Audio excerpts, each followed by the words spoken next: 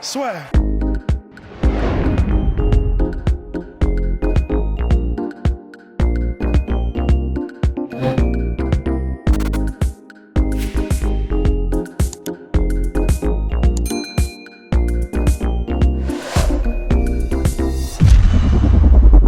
Bonjour à toutes et à tous, bienvenue dans le podcast La Sueur. Bonjour mon cher Rust.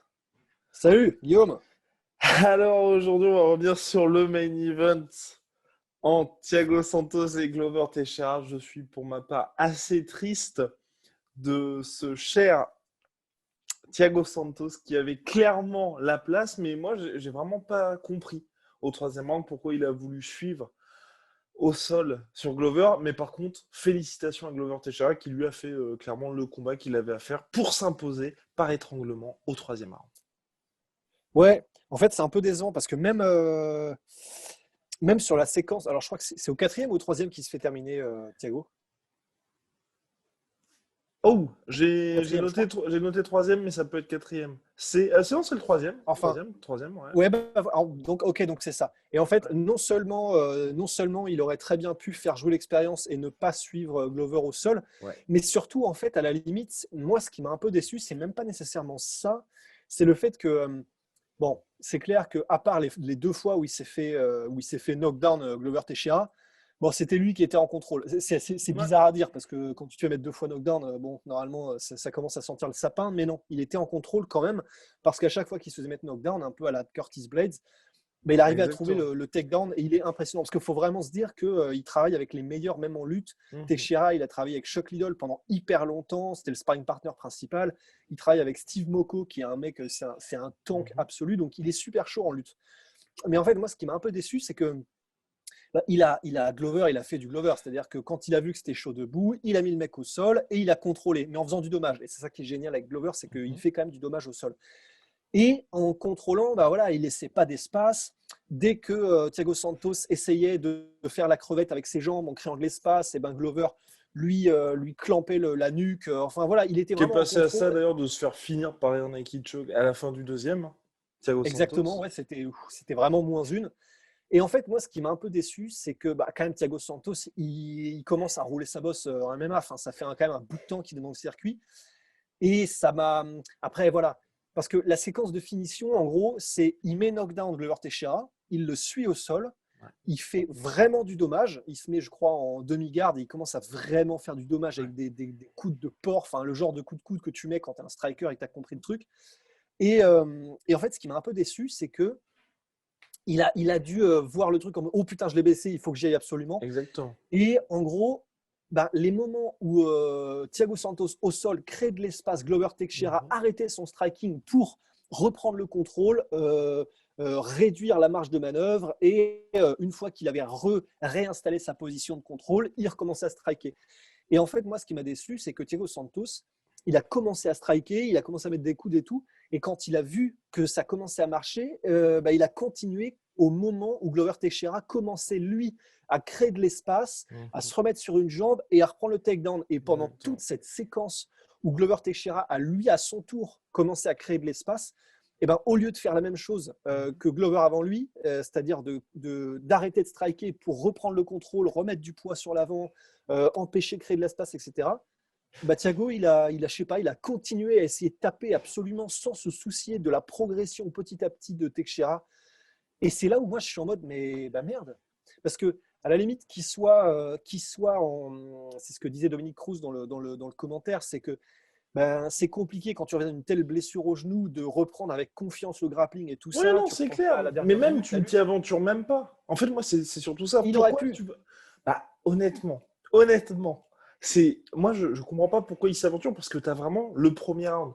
Le premier round, il le touche.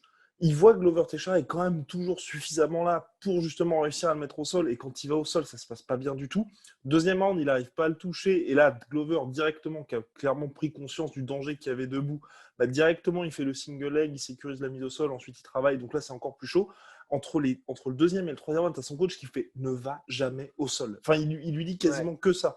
Ne va jamais au sol. Qu'est-ce qu'il fait? Il le touche. Bah, honnêtement, moi, je suis à sa place. Il a 41 piges, ça fait deux knockdowns qu'il se prend. Bah, tu vois, tu le laisses un peu recouvrir ses esprits et le combat revient vite fait debout. Et là, ça y est, tu le reprends parce que surtout qu'en plus, il le cueille parfaitement bien sur le deuxième knockdown, Ouais. troisième round. En fait, c'est, je suis entièrement d'accord Et avec toi. après, D'un point de vue d'un mec de 37 piges qui a connu quand même les galères en middleweight, qui maintenant, tu vois, est sur un nouveau run dans light heavyweight, c'est assez bizarre parce que t'as pas l'impression, enfin, t'as l'impression que c'est un vrai jeune combattant, tu vois. Genre Johnny ouais, Walker qui découvrait Corey Anderson. ouais, c'est ça. C'est ce qu'on pourrait considérer comme ces deux erreurs, qui est un de le suivre au sol, c'est vrai, et deux de quand le mec commence à progresser, au Ouais. lieu de sécuriser le contrôle, de continuer à frapper, ça fait vraiment erreur de rookie, c'est vrai. Et en fait, on pourrait se dire que pour les deux erreurs, effectivement, c'est que il s'est fait tellement dominer avant ça qu'il s'est dit ok, c'est mon moment, il faut absolument que j'y Mmh. aille. Ce qui est compréhensible humainement, mais c'est là où normalement l'expérience te Ouais. permet de passer au-delà de l'émotion que tu ressens sur le moment en fait. Et c'est vrai que le moment où Glover va au sol, tu peux très bien faire une Fedor contre Jeff Monson. Son premier combat, je crois, après qu'il soit revenu de sa Exactement. soumission Ouais. contre Verdum, c'est tu mets les knockdowns, mais tu le laisses tranquille. Et une Voilà, fois qu'il revient debout, bon, bah là, tu continues de l'allumer.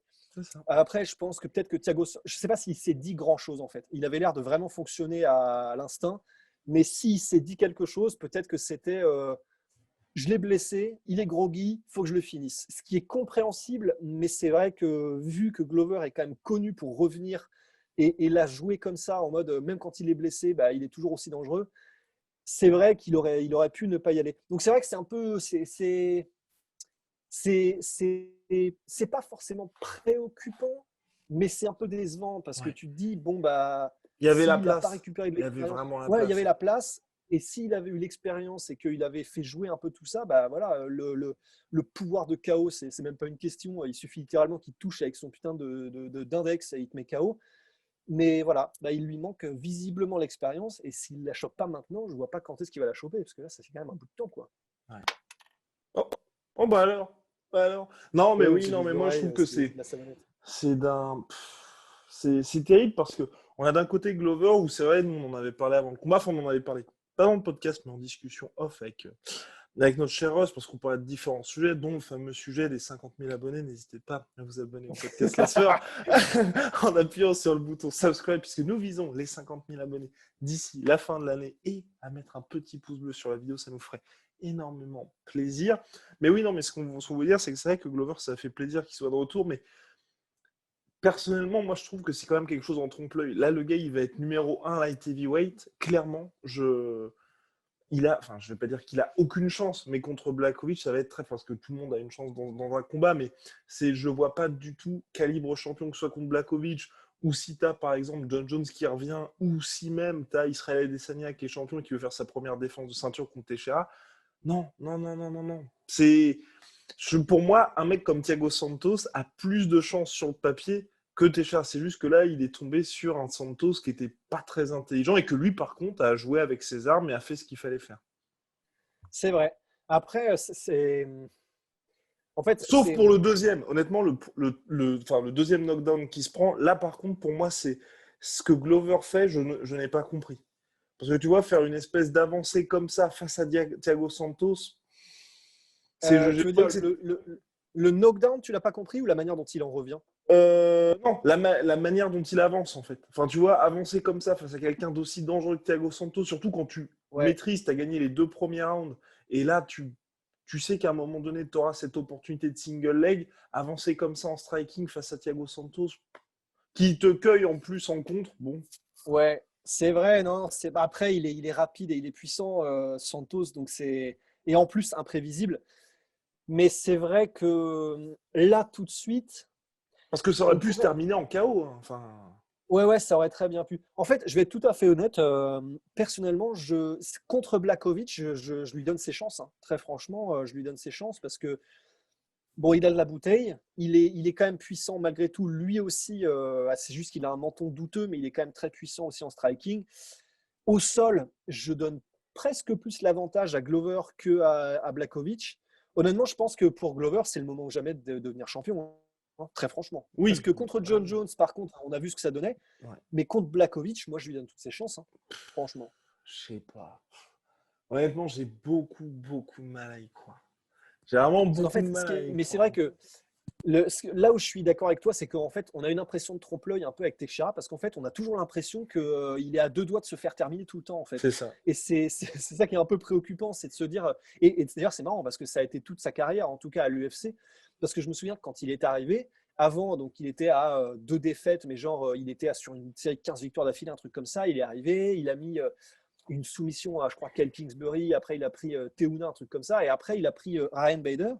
Et en gros, Ryan Bader, dans le combat, c'est Ouais. là où il s'est pris un knockdown, un truc comme ça. Et après, il a mis KO Bader, mais on était tous en mode ah, Ouais. bon, bah ok, c'est le monstre, mais il est prenable en fait. Et j'ai l'impression qu'on n'a jamais réussi à se départir un peu de cette impression-là avec Texera, qui est que le mec, il est ultra chaud partout, mais il y a toujours cette impression mais il est prenable. Et Mais oui. parce qu'il a été, voilà, il a été mis KO plusieurs fois contre, bon, après Johnson, tout le monde a été mis KO, mais Contre Gustafsson Gustafsson. aussi. Mais c'est ça, en Il a fait, perdu contre Corey Anderson. dès que tu tombes sur des mecs intelligents et qui respectent le game plan, c'est très très compliqué pour lui, tu vois. Parce que pareil, mine de rien, Anthony Smith, quand il a perdu contre Glover, il a été très surprenant dans son approche, Anthony Smith. Donc, Ouais, moi, je sais, ouais, enfin, ouais, non, c'est je sûr. trouve que c'est très compliqué parce que ça fait une belle histoire, parce qu'ok, c'est un peu le revenant, personne ne s'attendait à ce qu'à 41 piges il soit à ce niveau-là. Mais tu vois, se dire que la catégorie light heavyweight de l'UFC, ton contender numéro un, c'est Glover. Bon. Je te trouve dur parce que en fait, il a tellement de skills partout. Genre, il peut soumettre tout le monde, il est super chaud en lutte, il est bon debout. Et c'est vrai que c'est juste qu'il y a ce côté, bah, voilà, il a un menton un petit peu de verre. Et il est, parce que honnêtement, il a quand même une carrière qui est plus qu'honorable, hein. Il a quoi? Il a 3 défaites à l'UFC. Alors, attends, laisse-moi regarder ça. Ce que je te trouve dur, en fait, avec Glover. Ouais, mais je sais, mais c'est pas. En fait, déjà, enfin, le truc, c'est que moi, j'ai toujours beaucoup de mal. Je sais pas, n'hésitez pas d'ailleurs à réagir dans les commentaires. Quand il y a quelqu'un, tu vois, qui s'impose comme ça après avoir traversé l'enfer et quand tu sais que c'est pas, c'est pas la Curtis Bates dans le sens où Curtis Bates, par exemple, contre Mark Hunt, où il se fait sonner, ensuite il réussit son takedown et il gère parfaitement la suite du combat, ou même contre Alistair Overeem, où tu vois, certes, il se prend un énorme genou, mais ensuite il gère très bien. Là, tu as un Glover qui gère bien, mais il bénéficie aussi d'un manque d'intelligence de la part de son C'est adversaire. vrai. Et c'est pour ça que j'ai beaucoup de mal, tu vois, à glorifier ce genre de Ouais, performance, même c'est si. vrai. Non, c'est vrai. En fait, je vois ce que tu veux dire parce que c'est vrai que ce qu'on aimerait, c'est que dans la catégorie, quelle qu'elle soit, on aimerait en fait que le contender numéro un, ce soit un mec, tu as l'impression qu'il est invincible. C'est ça. Et en fait, ça c'est vrai. Et finalement, c'est là où je te rejoins, c'est que bah, on voudrait tellement avoir l'excitation lors du prochain combat pour le titre en se disant, ok, le mec qui va gagner, non seulement c'est probablement le futur, mais en plus de ça, il pose vraiment une question, comme dirait Polydomso, et il est vraiment, il est là, et tu te dis, bah, ce qu'il va apporter, on l'aura jamais vu, ce qu'il va apporter, et c'est vrai que là, on a juste l'impression en fait que Glover, on l'adore parce qu'il est stylé. En plus, il est vraiment, c'est le mec le plus gentil du monde. Il a des skills partout. Mais c'est vrai, il n'y a pas ce côté, tu es en train de regarder le futur, il n'y a pas ce côté excitation du mec où tu te demandes qui va pouvoir le battre. Voilà, tu te dis juste, il apporte un bon set de compétences, ça va être un match-up intéressant, mais c'est vrai qu'il n'y a pas Mais d'excitation oui. particulière, quoi. C'est vrai. Mais et c'est pour ça, parce que là, je regardais aussi, par exemple, les stats de Thiago Santos. Donc oui, pour terminer déjà sur Glover, oui, non, il a perdu l'UFC 4 fois. Donc on avait oublié la défaite contre Phil Davis. Voilà.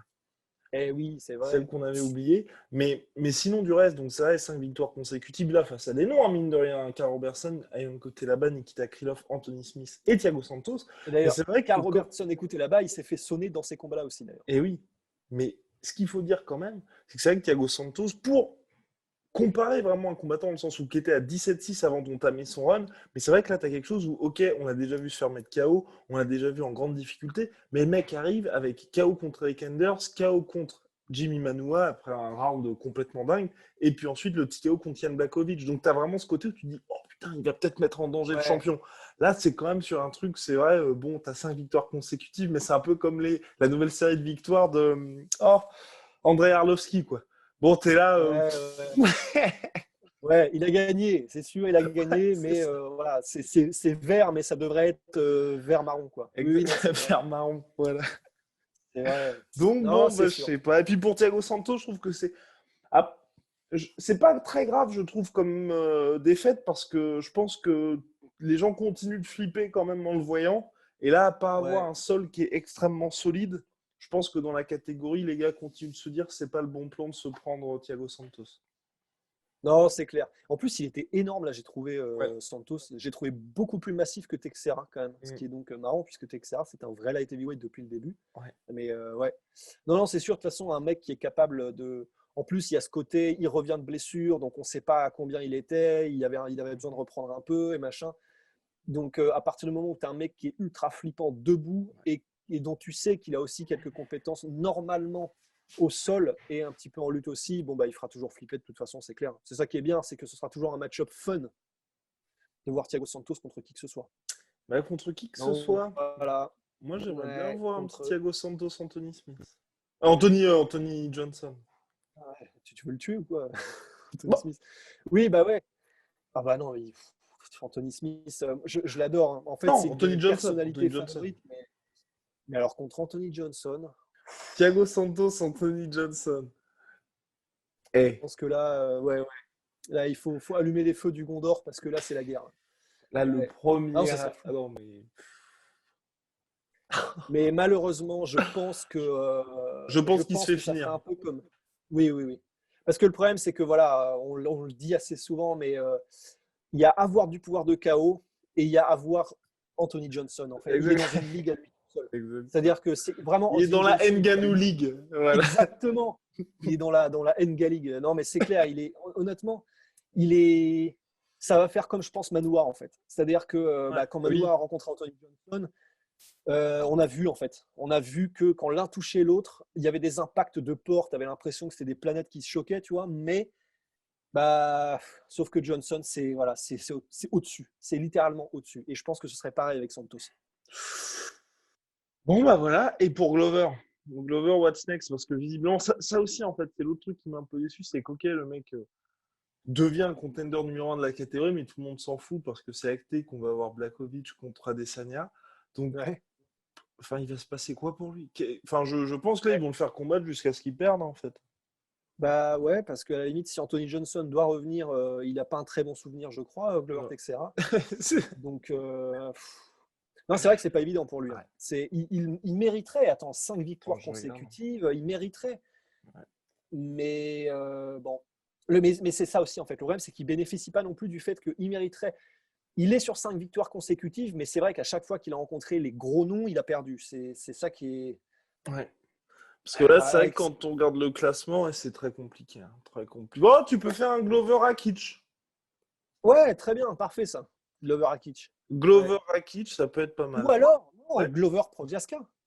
Non, parce que Jiri affronte dans un combat particulièrement intéressant en février prochain Dominique Reyes. Ah oui, c'est vrai. Et donc Très là, bien ça. pour le coup, tu vois, tu peux très bien faire. Tac, tac, tac, attends, je regarde. Ouais, tu fais Glover Rakic, le gagnant affronte le vainqueur de Jiri contre Reyes. Voilà. Bon, bah parfait, ça y est. Voilà. Après, Là, quid tu capes. d'Anthony Johnson, on voit ce qui se passe pour lui, mais bref. Ouais, mais il faudrait déjà qu'il revienne en fait, déjà, Anthony. Exactement, mais il va revenir, il va revenir. Bref, mon cher Rust, bah voilà, c'était un petit récap un peu express de cette soirée UFC. Ouais. À très très vite, big shout out à my sweet protein. MyProtein, moins 38% sur tout MyProtein avec le code la sueur, moins 10% sur tout Venom avec le code la sueur. Peace. Peace. Peace out. Swear.